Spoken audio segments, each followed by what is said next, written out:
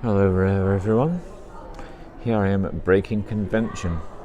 It's a conference which is devoted to entheogens, psychedelic plants, plant medicines and all ways of altering one's state of consciousness.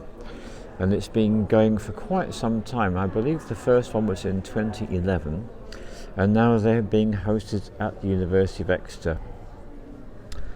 It's such a blessing to go to such an event, and I just wanted to take a little bit of time to be with you and let you know that's what's going on. And it's ironic really that it's by coming to an event which is devoted to alteration of states of consciousness that's exactly what I have been having since I arrived. This is day 2, Friday. And day 1 yesterday, I had a whole series of epiphanies, which I'm going to be sharing with you in some detail in the coming days. But I just wanted to take the opportunity just to give you a chance to soak in the atmosphere of one of the places where everything's going on.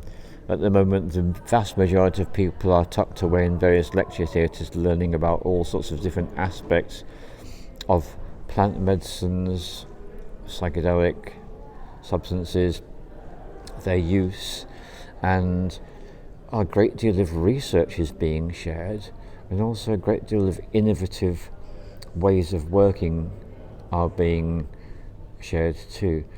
And this morning the creative art workshop I had has given me another quantum leap in terms of looking at what I do with the artwork, which I do in my retreats, and coming up with new ideas and new ways of working with art. And I'm looking forward to integrating all that and putting that into my one-to-one work, which I'm offering now and in the future group events as well.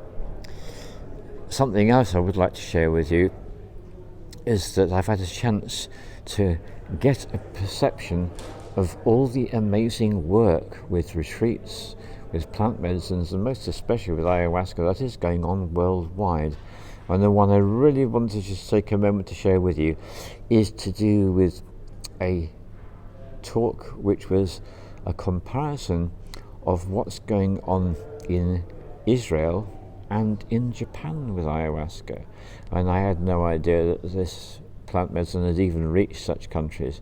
So what's going on in Israel is actually an ultra-orthodox rabbi who's managed to integrate the plant medicine into his religious practices, and he's offering retreats with ayahuasca and making use of all the Jewish traditional methods of prayer, artifacts and ways of operating. And I was very gratified to discover that after the experience of the medicine, the following day is devoted to a really decent integration session where people get the chance to thoroughly integrate all that they'd managed to experience on the day before. That was really lovely to hear.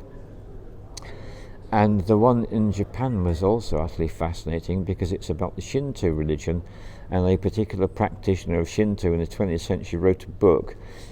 And what they're saying is that the guy who wrote the book didn't actually understand the implications of what he wrote, but years later people did. And so there's now a movement in Japan where they are hosting retreats with ayahuasca in a Shinto shrine setting. In a cave actually was the one that they were explaining in detail.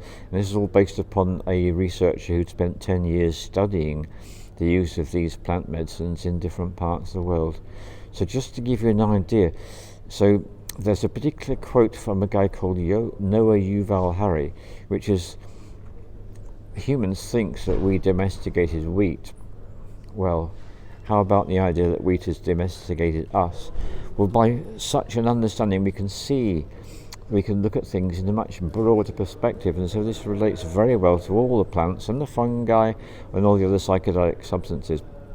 It's as if the spirits of these entities are very much working with us, and they are using our interest to proliferate and spread throughout human cultures all over the planet.